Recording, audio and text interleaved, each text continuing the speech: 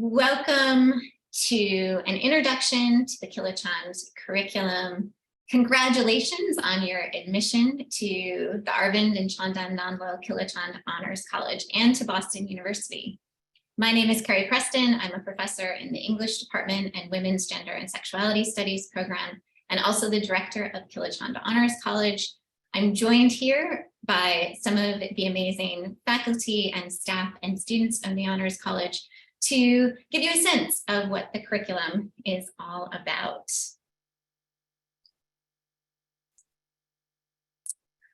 The mission of the Honors College is to offer a challenging education grounded in critical and creative thinking and interdisciplinary problem solving.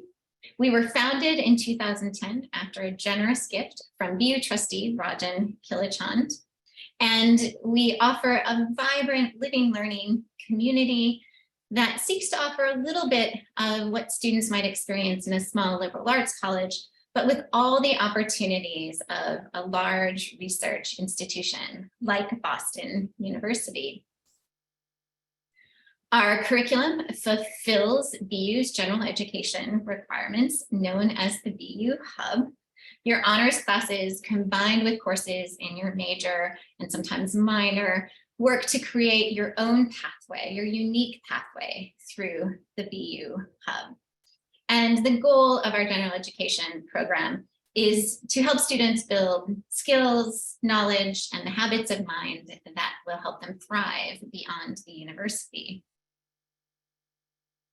At Kilachand, you will have dedicated honors advisors who will help you create that unique pathway through the BU Hub, your major and minor, and all the other opportunities at Boston University. Their offices, like mine, are here in Kilachand Hall, where our first-year students live. This is our curriculum map. Kilachand's integrated four-year curriculum builds in flexibility, especially here in the second and third year, to allow students to study abroad, explore internship opportunities, or to have semesters where they're not engaged in Kilachand coursework. We hope that students through this curriculum will engage with the most challenging concerns we face from a variety of perspectives. We'll focus on each of the years of the curriculum, bringing in some of the faculty and students to talk a bit about their experiences.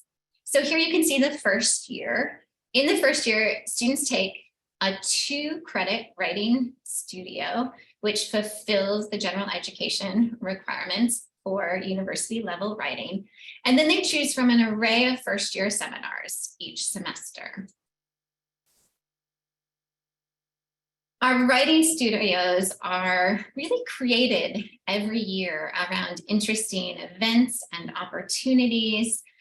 Just last year, we initiated a first-year reading program, and we sent students in the summer Taya Miles' book, All That She Carried, The Journey of Ashley's Sack, and had a couple of book club conversations over Zoom in the summer, as well as some informal conversations here in the hall when students arrived.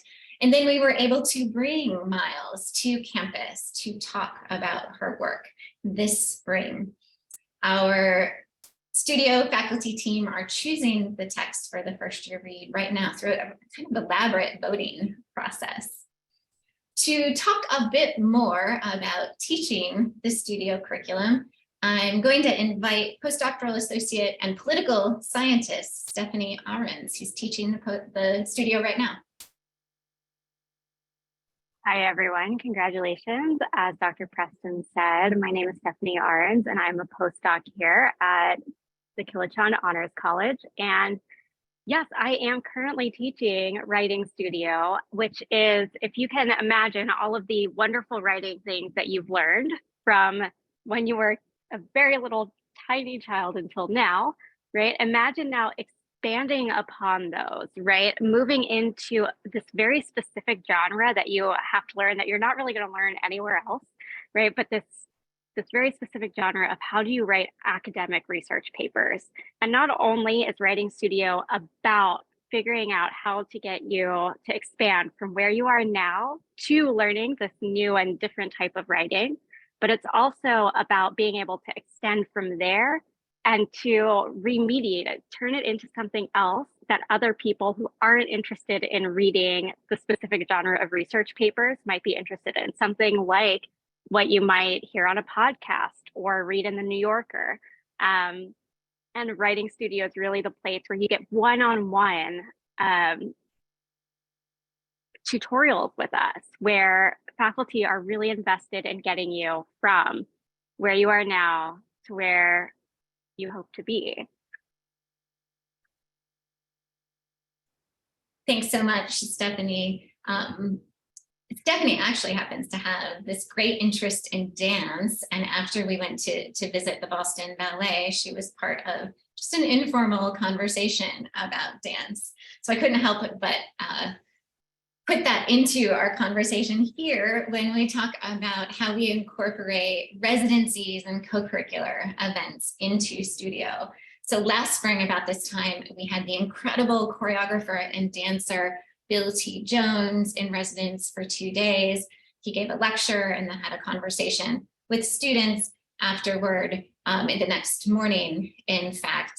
We also screened this wonderful documentary, Can You Bring It? Bill T. Jones and D-Man in the Waters, to help students prepare for the residency. And then students had the opportunity to write about this work in their studio class. As I mentioned, alongside the 2 writing studios students take in their first year, they select a first year seminar. These are both, the studio and seminar classes are very small, anywhere from 9 to 13 students. So they're incredibly intimate. You get to know the other students in the course, as well as the faculty, very, very well. To talk more about experiences teaching first year seminars, I'm delighted to introduce another postdoctoral associate at Kilachand Honors College, the anthropologist Chan Everin, who taught the seminar that's pictured here on the slide, The Power, Politics, and Ethics of Storytelling. Hi, everyone. So let me say a few words on this fascinating seminar, I thought. And the main idea behind this course was to encourage students, first year students, to reflect on the role of stories and storytelling in human culture. This may sound like a course on fairy tales, and in some ways it was, but the idea is actually much more interesting and playful and serious. Students read about the role of campfires and nighttime storytelling in human evolution, as well as the role stories play in more serious institutions, like in courtrooms in the law, or in how doctors communicate with patients in clinics, or interestingly, how conspiracy theories or storytelling influence consumer behavior, investor behavior, and shape markets and prices. So it was a fascinating seminar, and I think it really reflects the spirit of Kilachand Honors College, because the courses we offer, the seminars, the first year seminars, always aim to promote what we can call holistic thinking, encouraging students to really grasp human society and culture in its entire complexity, not separating culture from other institutions, but really try to create this groundwork for a complex understanding of the world we live in. So these are a few words I wanted to say. Welcome again to Kilachand, everyone. Thanks so much, Chan. Let's get a student voice in here now to tell us more about the first year experience. Jack Osmond in the College of Arts and Sciences, majoring in comparative literature and philosophy, who is one of our first year students. Welcome, Jack.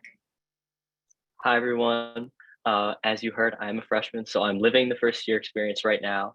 And I have to say, it is as awesome as they're making it sound. It's really a great interdisciplinary and integrated first year academic experience. My studios and seminars have been enriching both academically and socially, because you're in class with a lot of the same people. The Honors College is very small, so you really get to know your peers through working with them, which I think makes the classes all the more engaging. In addition, your writing studio, you're getting a lot of personalized attention. You have tutorials, which are one-on-one conferences with your teachers, And that really allows you to hone your research and writing skills in a way that you don't get to do in the bigger writing lectures that you would be taking outside of KHC.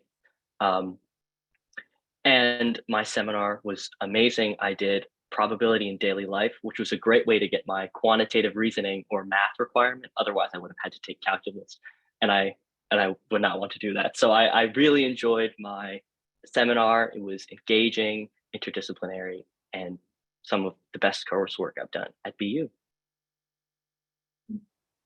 Thanks so much, Jack.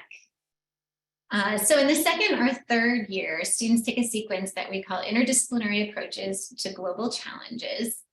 The argument of this curriculum is that to understand the major challenges we face as a civilization, think climate change, think forced displacement, we need the tools of all the disciplines. And we need to bring folks together across disciplines to come up with solutions. I am your guest teacher at this moment, not just your MC, because I have the great pleasure of teaching KHC 302, Interdisciplinary Perspectives on Global Challenges with a focus on forced displacement.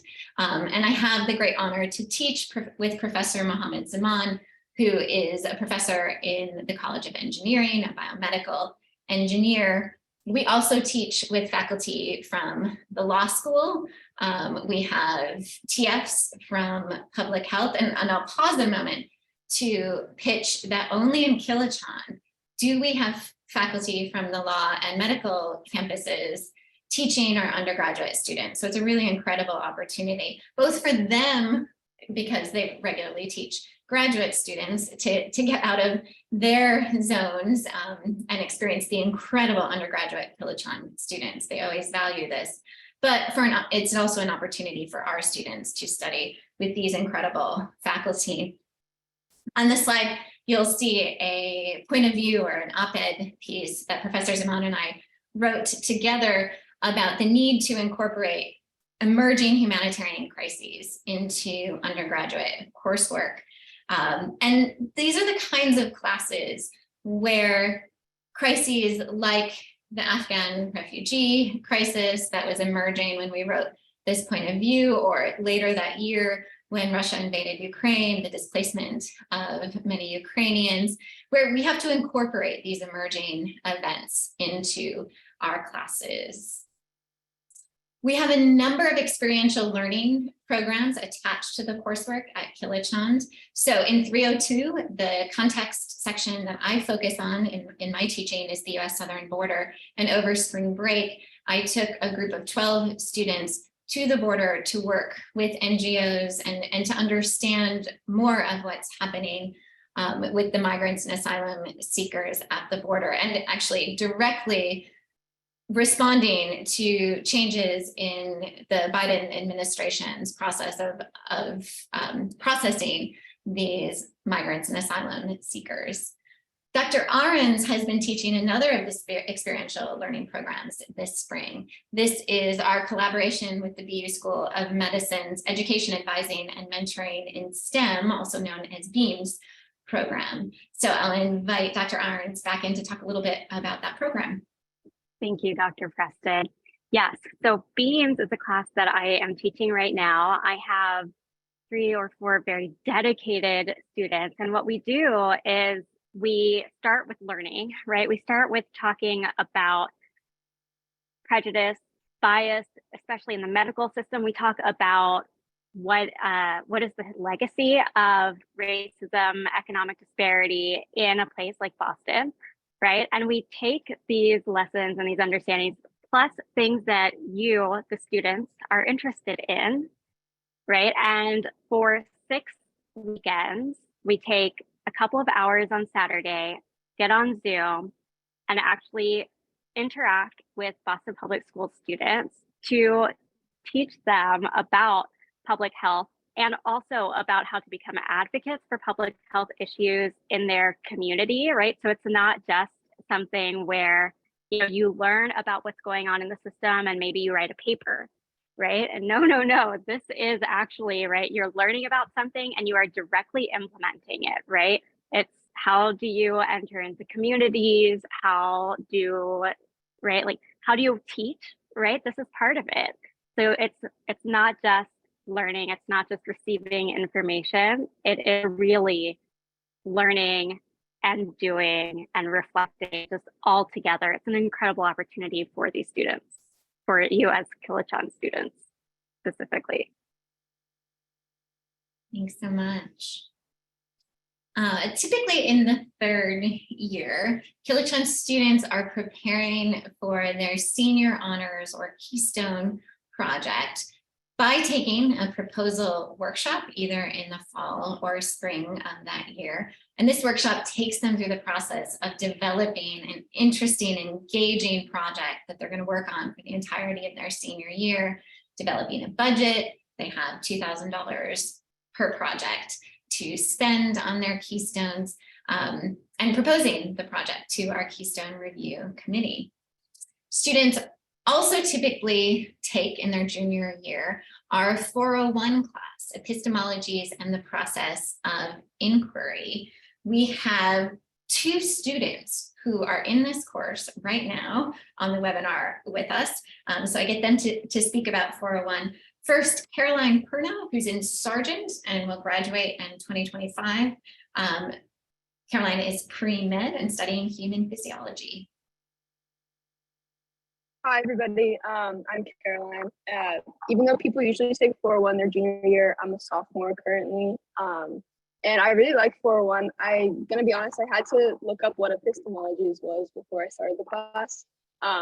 But the class does focus a lot about like how you do research and things like that. And so the class is really cool. We have 3 professors that all come from different fields. So my professors, we have a chemistry, public health, and then a well-being counselor.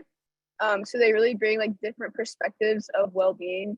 And so we explore different dimensions of well-being every week. So we have like a physical, emotional, work, environmental, spiritual, social.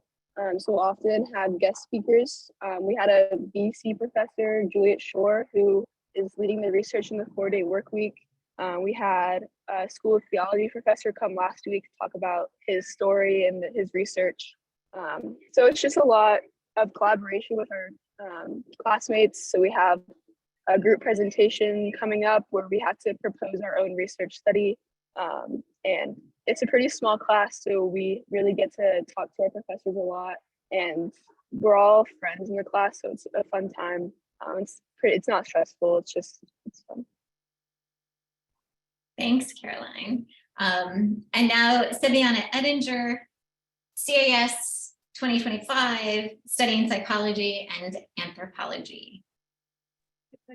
Hi, everyone. Congrats on getting into KHC. So as Caroline said, I'm also taking 401, but I'm in a different section. We're learning about medical misinformation. It's a research-based class, so we're learning about the subject from both social science, more quantitative, and like more historical, archival, anthropology type research. So in addition to learning about the topic, we're also learning about how to do research in those disciplines and what kind of sounds interesting to us, preparing us for the later Keystone project that we have to embark on. So the professors have been really great. I'm currently working on my research project looking at social media and that role in misinformation about mental health information. And I'm working with my partner, Serena, and it's been really great surveying the community and BU, and we're just starting to get our data, and hopefully we'll be collecting that, getting some cool results, learning about misinformation through our own field work. So very cool stuff. Thanks so much to both of you. Those courses, the epistemologies and the process of inquiry, as Caroline and Saviana suggested, our team taught, as are the 301 and 302 courses. So they're really incredible opportunities to see faculty from different disciplines bringing their perspectives to bear on an important topic like well-being or medical misinformation, as they were discussing. In the 4th year, our students are working on their Keystone projects, which we'll talk more about in a moment, and also taking a 2-credit seminar called Lives and Works. And The faculty member, associate director, and associate professor in anthropology, Joanna Davidson, really designed this 2-semester sequence and is teaching it right now. So I'll bring her in to talk to you about it. Okay, thank you, Professor Preston. I know from where you sit right now, it's hard to imagine your senior year of college, but it does go by really fast. So I'm just going to give you a quick preview of what to expect and how it kind of fits in to the rest of the curriculum that you've just heard about. So in the 4th year, students do take these 2-credit seminar courses that serve as a kind of culmination of your Kilachand experience. These are small courses, typically around 9 to 12 students.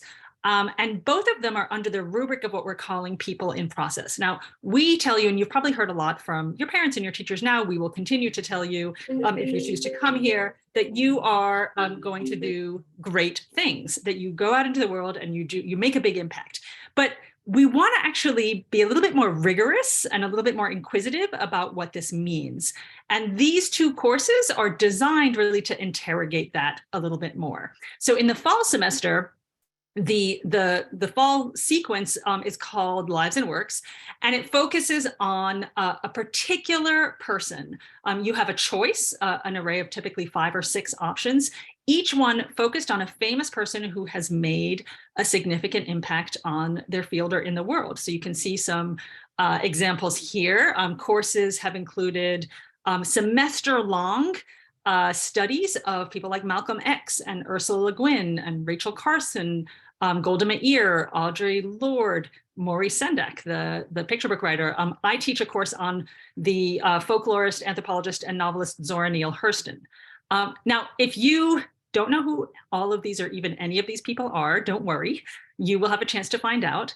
And the animating purpose of these courses is really to offer a robust and kind of inspirational deep dive into the life and works of a particular influential person, but always with this kind of philosophical backdrop of key kind of existential questions, like what makes a good life and how do we assess and learn from the lives of luminaries, and how can we get a better grasp on the historical and cultural and social particularities that not only shaped these lives, but are ultimately transformed and shaped by particular people. So yes, we want you all to come away with a much richer, much sort of less superficial understanding of specific and often iconic individuals. It's a kind of a warts and all approach to these people. Understanding their context and their struggles and their mistakes, their successes and their failures. But this is always done with an eye towards how this helps you think about your own context and your lives and what you want to do with them and how you think about success and what makes for a meaningful and impactful life. So from fall semester, a focus on a known person. Spring semester, students move to another kind of dimension of this inquiry. But instead of focusing on maybe a recognized, a famous person, each student in the seminar chooses their own person to study. And it's a person who the only real stipulation is someone that doesn't have sort of household name recognition, but who, from the student's perspective, has made an impact on their life, and particularly someone who's made an impact on their educational choices. And it can be someone that you've read about and admire, or someone that you know personally. It can be a teacher or a mentor, or maybe even the parent watching this webinar with you. And the idea here is to really enrich your own understanding of the choices and the challenges and the impact of your chosen individual, and to kind of enlarge your sense of what counts as success and impact.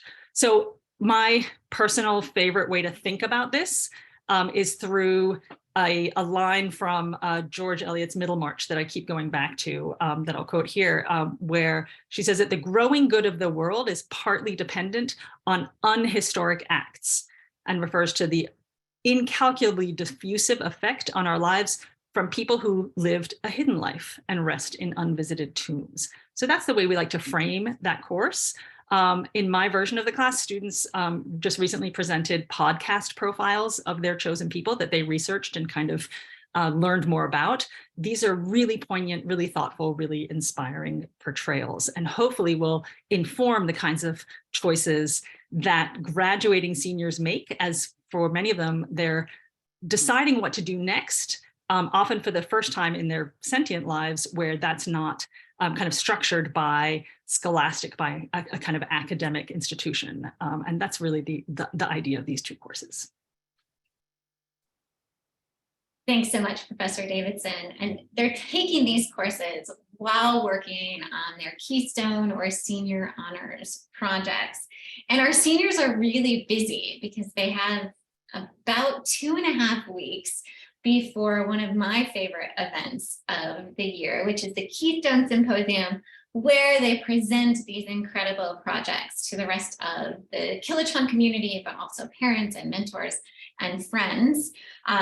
So the seniors are nervous with their preparations, but one is here with us generously tonight, Spencer Morgan, who is in the College of Fine Arts, graduating in just a few weeks, and studying theater, history, and museum exhibit display. So tell us about your Keystone, Spencer.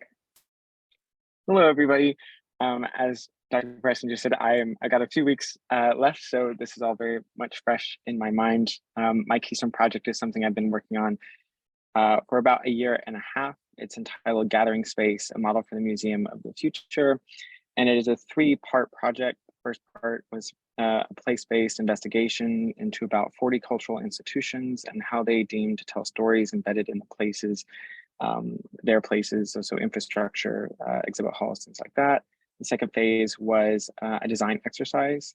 The core of design is, I've learned it through here, through my experience in theater, is to provide everyone the opportunity to engage, and what they're engaging with or how they engage, right, is a little bit different in every situation, but the idea is to make sure that everyone has the opportunity.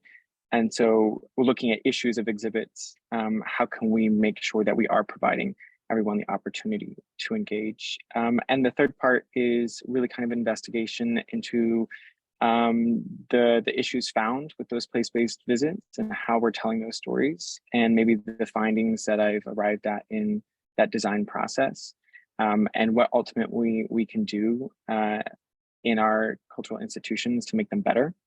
So I am almost done, and it has been a wonderful process in terms of really kind of doing literature reviews of how our institutions fail to be accessible, how they fail to be engaging, how they fail to be exciting.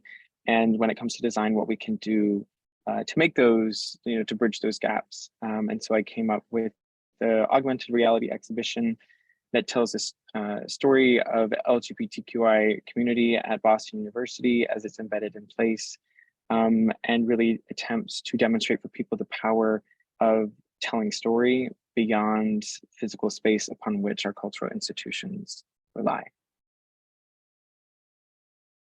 Thanks so much, Spencer. You neglected to say how amazing your advisor is in this process. I'm very fortunate to have a Keystone advisor who's been absolutely fantastic, and that is Dr. Preston. And that is also worthwhile to mention that Keystone projects carried out by seniors do benefit from really hands-on advising from faculty or from other members of our community. We've had meetings for over 1 year now, every other week. But yes, that is to say that I've benefited from fantastic people in design, former professors from the Museum of Fine Arts Boston, who've offered their professional insights into managing museums, the ethical issues of museums, and what they're trying to do to make them better. Etc. So yes, of course, I would have to mention Dr. Preston and her fantastic guidance. I went digging for that compliment. It has been the morning meetings we have at 8 a.m. every other week through the year have been some of the great pleasures. It is incredible to get to learn from the students engaged in these projects. And as we're gearing up for the symposium, you are very welcome to check out the recordings of Keystone projects on our website. They are fantastic. You won't be disappointed with any time you spend on these projects.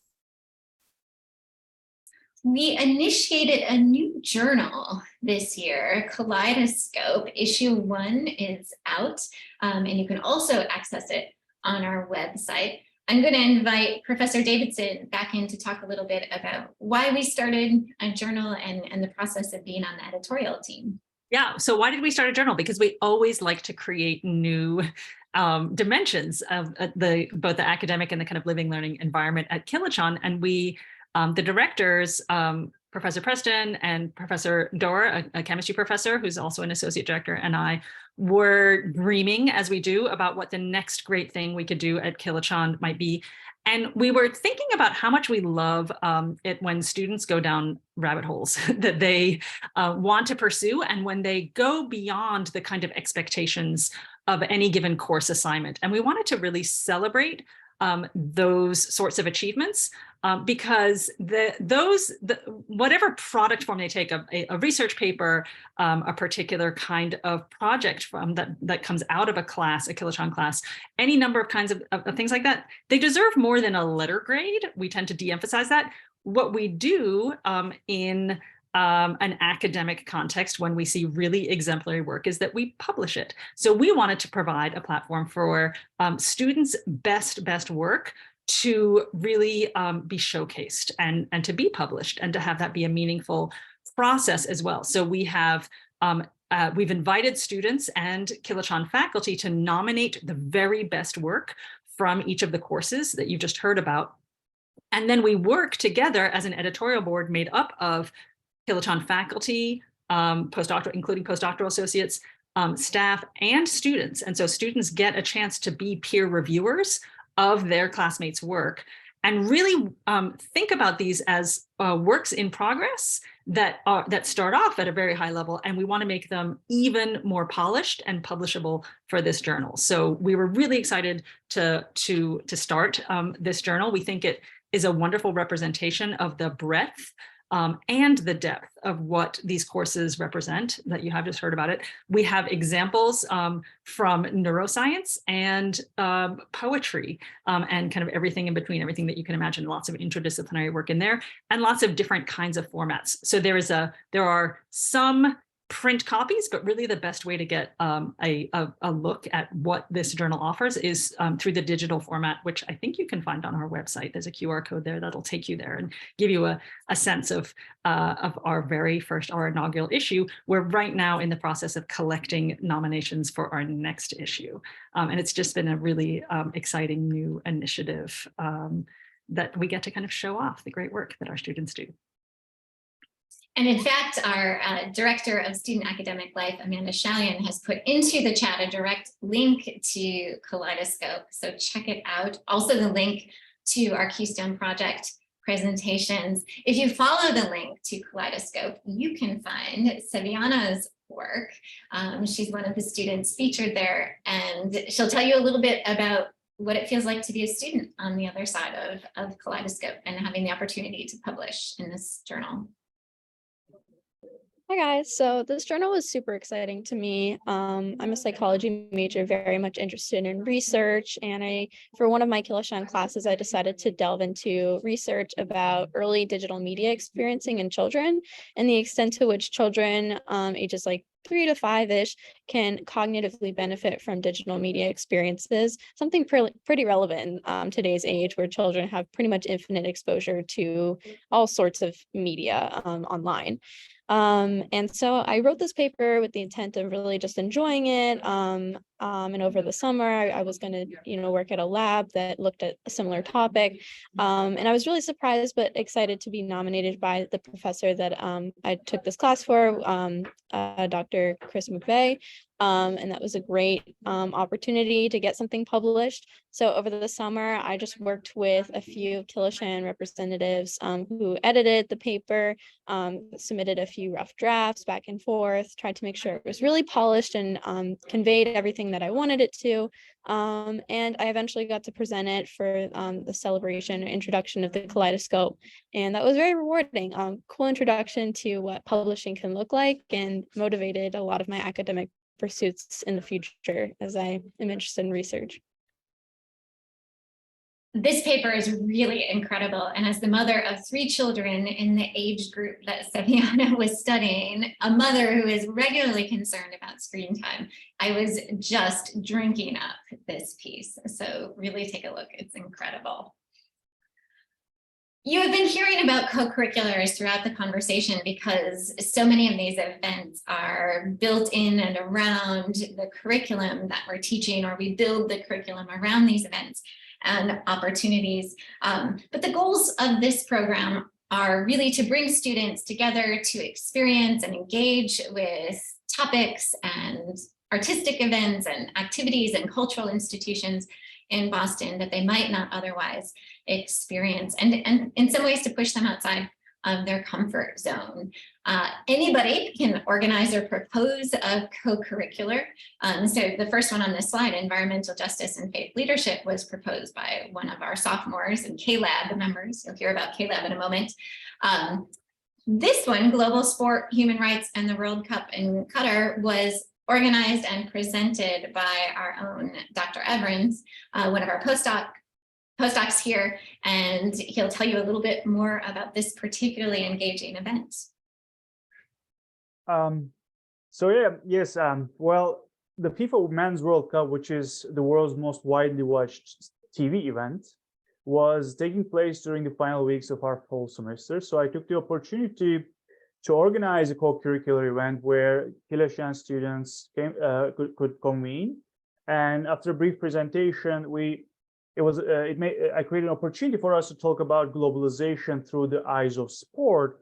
For instance, we talked about the human cost of investing millions of dollars to build luxury stadiums in a desert, the migration patterns and human rights violations in construction sites in the Middle East, and how these regional problems are actually directly connected to our own lives as spectators of sport on TV screens.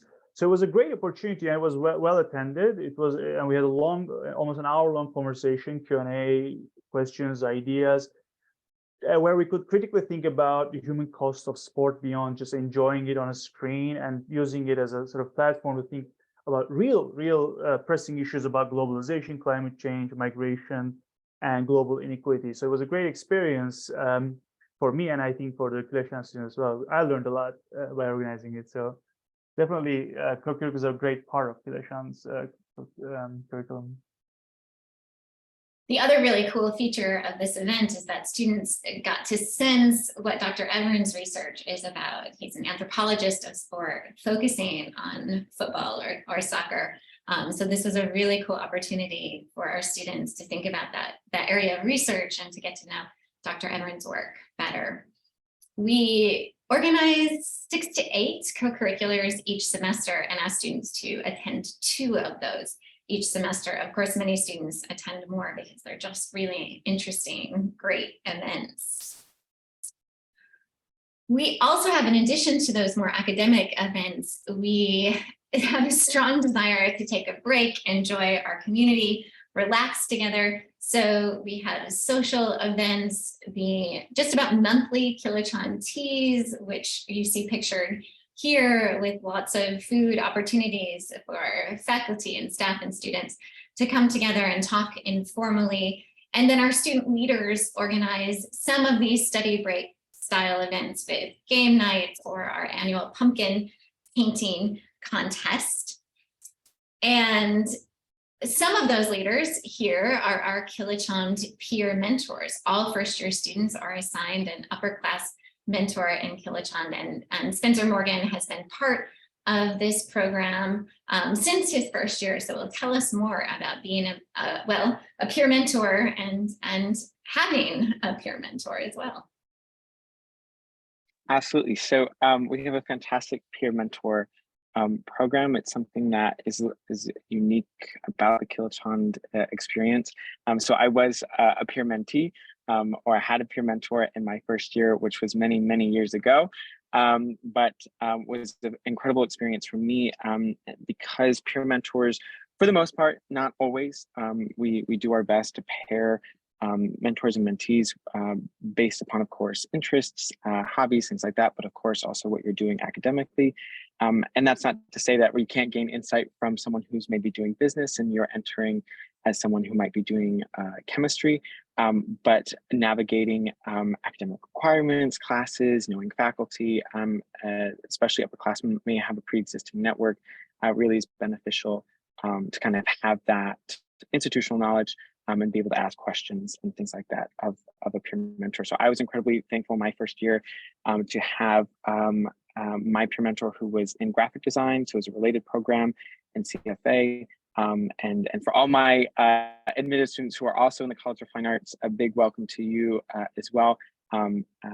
And because that academic experience is so unique, it was wonderful to have someone who experienced studio hours and production and critique and all those sorts of things that are very unique to our academic experience in conservatory. And so was able to ask them all questions. And since then, I've had mentees. So I have had 5, and they're all actually production design majors. So we have the same exact major, a little bit of difference here and there, but have been able really to field those questions I also had about how do you balance the workloads that we have, how do you make friends and all those things that are really kind of part of the universal questions that probably all of you are asking or will be asking, but able to bring that perspective of that specific academic program and having done both Kilachand and being in the School of Theater and in the College of Fine Arts. Thanks, Spencer. Our students have a lot of opportunities to be leaders, like in the peer mentoring program. And the one opportunity featured here is our Kilachand Leadership Advisory Board, which has the great acronym of KLAB, one of my favorite acronyms I ever have come up with, because the idea of KLAB is to really be a laboratory with Kilachand as its topic. So these students respond to course proposals. They give me a sense of what's working in the college and a kind of weather check on the community. They also propose events and organize activities for students. We have one of our KLAB members here, Caroline Perna, who's representing the sophomore class. Hi, everybody. This is my first year on KLAB, and we focus a lot on the curriculum and on the Kilachand community. So the thing I really like about KLAB is that we get to directly address student concerns with Dr. Preston, and she's very receptive and actually takes action to address our concerns and fix them. And we also have open office hours where students can come in and talk to us about concerns that they have. And then we also plan events for students to build our community. So we have a Kilachand picnic in a couple of weeks on the Esplanade, like a 5-minute walk from Kilachand Hall. We have a bunch of games and food. It should be fun. We usually have a cookie decorating. We have Red Sox nights, BU hockey nights, and hopefully next fall we'll have our first Kilachand formal. So lots of exciting stuff. It's a really great organization. Thanks, Caroline. And all of the students here and the students, if you come to our in-person open houses, the students you will meet in the blue shirts are our student ambassadors. They are our official representatives at events like this and at open houses. And they also, all of their email addresses are on our website. So you can feel free to write to them and ask them questions. And they're just incredible members of our community. Our living learning community is really centered here in Kilachand Hall, where all of our first year students live, and our directors and postdocs and advising staff have their offices. And then we also have an upper class residence down the road on Bay State Road, where upper class students can live in a really beautiful brownstone. The goal is for our first year students to really develop a community, a cohort experience, and to get us to know us by living together. I'm going to bring back in Jack Osmond to tell us about the living learning community and the experience of living on an honors floor in Kilachand Hall. Yeah, so I live in Kilachand, and I have to say it's been one of the most helpful parts of finding a community and finding my people as a freshman. BU is huge and can be kind of difficult to navigate, but having this living learning community really makes all the difference. And it really is living. Like I see my friends and we hang out on our way to class, and then afterwards, oh, maybe we'll hang out in our dorm, or we'll go to the dining hall. But I know a bunch of people in my classes on my floor, so we'll like walk to class together. So it's just really nice to kind of be always around the same people like that. In last semester, 2 of my roommates were in my seminar, so we had a lot of fun with that. And there's also a common room, which people just kind of hang out in all the time. If you're ever bored, you can go down there and find somebody to talk to. And that really just kind of helps foster a really strong community that it makes your first year a lot easier and a lot more fun, I think. Thanks so much. And Jack and the other students in Kilachand Hall, or if you come visit us for open house, as we hope you will do, or an admitted student visit this month, you will see that we've been under construction for the year. This is a long delayed renovation of our 9th floor and some of the facade of the building, but it is on schedule to end in August, and we'll be back fully operational in Kilachand Hall with an incredible space on the 9th floor, best views of the Charles River and the Boston skyline, as well as 2 classroom spaces, an event space, and collaborative space. So it's going to be even better than it was, well, especially with the construction, much better than it was when you join us in the fall. Thank you so much for joining us this afternoon. Now you have an opportunity to ask questions of us. Throw your questions into the chat function, and we will be happy to address them.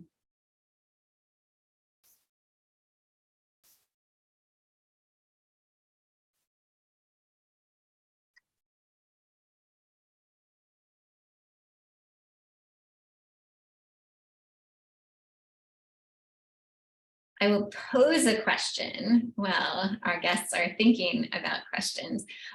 One that regularly comes up in the curriculum conversation, and that is, to the students, do you have trouble fitting things in amongst the Kilachand classes, like trouble studying abroad or trouble figuring out your major classes? I know Spencer has something to say on this, so I'll invite Spencer to talk first, but any of the students could jump in. Yeah, it's probably the result of just many conversations over these 4 years. I will say that anything is possible with a bit of dedication. Although it has been an incredible experience to both do the Kilachand curriculum in conjunction with the conservatory theatrical design program here at BU. There are definitely, having your advisors is an incredible resource. I've had many meetings discussing how we can make things work and how we can get classes to meld together nicely. And I've been very fortunate to actually be able to, almost in my own unique way, curate a lot of my courses I'm taking so that they can count for my major. If I want to take a history course that's related to literature, things like that, that really relates well to dramatic literature. If I'm taking a Kilachand course that is really related to design in some way, that can count as a breadth requirement. So there's a wonderful amount of overlap, such that studying abroad is, if not possible, actually incredibly encouraged. And so I was able to study abroad in London, and I took a track that was unrelated to my major. I had that much room, which was incredible. So I worked for the UK government in an archives repository office and processed and conserved about 1,000 1800s watercolor renderings of buildings and other pieces of prominent architecture, which was an incredible experience and was a great way of kind of melding the two scopes of history and design together in that a broad capacity or context. Any other students, the study abroad experiences that you want to discuss? I haven't studied abroad yet, but my advisor, Kyle, was very helpful in making sure that I can do it next year. And we made a backup plan for the backup plan, and we went through all the hub requirements, and the advisors are really amazing. They will spend so much time and effort to help you achieve your dreams. And my advisor said to me, Kilachand students are all very ambitious, but we make it work. So it's not that much more having these credits. And in fact, it often contributes to your general education. So I think it's really a great and dynamic way to experience BU. Since Jack did bring up general education, which is the hub, any students, again, want to speak to how it feels. Actually, I'll address this to Caroline specifically, to fit in Kilachand, the hub, and pre-med requirements. Yeah, I think that a lot of the Kilachand courses kind of check off my hub requirements. So a lot of my friends are really stressed out about meeting their requirements. But just like the Kilachand curriculum kind of did that for me. And all the classes are a lot different than all of my like pre-med classes. So they're actually really fun and things I never would have learned about otherwise. And a lot of them, like, they aren't that much work outside of the class time. So I think they're very manageable.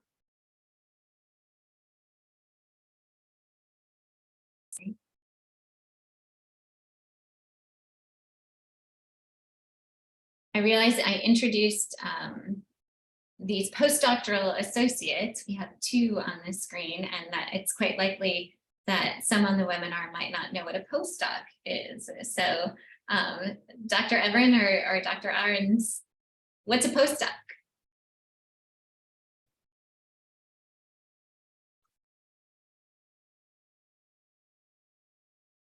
So I go. So postdoctoral associates at Kilachand, they're part of the teaching, especially the first 2 seminars and other Kilachand courses. And postdocs are, as the name suggests, are right after their PhD degrees. They come right after finishing their PhD degrees from human sciences and social sciences, usually. And we contribute not only to teaching the courses, but also, as we mentioned, organizing co-curriculars, sometimes advising Keystone senior thesis, and try to be part of the learning experience in the many ways as possible. I don't know if Stephanie want to add. You want to add something? No, I mean, that sounds right. I mean, and also, right, like part of it is also being just another part of the community, right? Is that, right, like we're going to be showing up to the co-curriculars just like other faculty members are, like all of the Kilachand students are. So it's nice to be part of the community, and it's great to work on research and get questions from students and new faculty. Kilachand is fantastic, honestly. So I'll chime in here because I think both Dr. Everin and Dr. Ahrens are being a little bit modest about their accomplishments and their roles. I think the postdoc group is such a huge advantage of being in Kilachand in terms of the intellectual community, because, you know, as Dr. Everin said, yes, all of them are just recently minted PhDs, but this was an incredibly competitive pool of applicants that we choose from, and we are in this in some ways very lucky, but also very difficult position of choosing the very best and the most cutting edge and the most innovative scholars who are really going to shape their fields. And then students get to benefit from that right off the bat and have these really wonderful kind of mentorship and teacher-student relationships with the postdoctoral associates over several years, certainly starting in the first year, and some of them are really maintained over the years. So in terms of thinking about all of the dimensions of what makes up the Kilachand community, and particularly the kind of intellectual components, the postdocs, no other place at BU has what we have with these postdocs. Okay, in our last 2 minutes, I'm going to ask everyone to give one piece of advice to first-year students. Just one. It doesn't have to be the very best. It doesn't have to be perfect, but just one piece of advice. And I'll call on everyone as we bop around. So Professor Davidson. Okay, I will say, take a class that you don't know anything about, just to see what it's like. And you might hate it, and that's information too. Take something outside your comfort zone and outside anything that you've ever experienced before. Seviana. On a similar note, I would say even just beyond academics, try to go out of your comfort zone, join clubs that are new to you, try to engage in conversations with friends and faculty that have unique perspectives.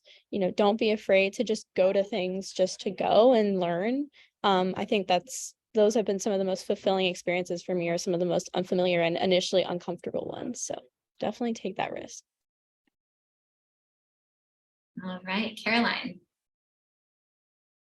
Mine would be just like to say yes to everything within like the reasonable, like don't do anything dangerous, but just say yes to things, like go do things with people and just be open to anything and just like have fun. Dr. Arens. I had one thing, it'd be prioritize your well-being. And by that, I don't just mean like your physical health. I mean like hanging out with your friends, right? Finding friends, doing fun things around Boston. The work will always be there. But the work is much better when you feel like a whole person and not an academic robot who's just trying to, I'm sure all of you, you want your A's, how you got here. But yeah, prioritize your health, your well-being. Spencer. I would say it's important to believe in your dreams. And I'm sure many of you have them. And if you don't, that's great, keep exploring. But I would say be open to having them change, and have the courage to recognize when they change and maybe take a new path. I started college wanting to go to Broadway, and I will graduate and I will become a park ranger. So there's been a definite shift in what I want to do, and where I'm going. But I'm equally, if not more so excited what I'm doing now. And I was equally, if not more so excited about what I was doing when I first started. So follow those dreams and follow them even if they change. Dr. Everett. I would say learn about a part of the world, a city, a region, or a continent that you know absolutely nothing about. And finally, our first-year student on the call, Jack. I would say go to office hours. I got this advice so much and I did it, and not that many people do it, but your professors want to talk to you. They have amazing things to say. They've dedicated their whole life to one subject, and you can learn so much just by sitting down and talking to them for half an hour. And it makes your classes more engaging because you know the professor, you connect with the material on a different level, and it just really has, my most intellectually engaging relationships have been with my professors, and it's really, you should really be taking advantage of the amazing faculty at BU. Awesome advice, because also the people you talk with in office hours are likely to become your mentors, your Keystone advisors. So it's really important that you get to know faculty. And I suppose I have to give some advice at the end as well, and it will be to celebrate the accomplishments that brought you this far, that got you into BU and got you into the Honors College. Really feel incredible about that. And if the Honors College is the right step for you on your journey, we're so excited to meet you in the fall. But have an awesome summer before that point and do lots of relaxing and enjoying and exploring. Thanks so much for joining us this afternoon. It was a pleasure to talk about Kilachand with these incredible faculty and students, and we wish you all the best. Have a great night.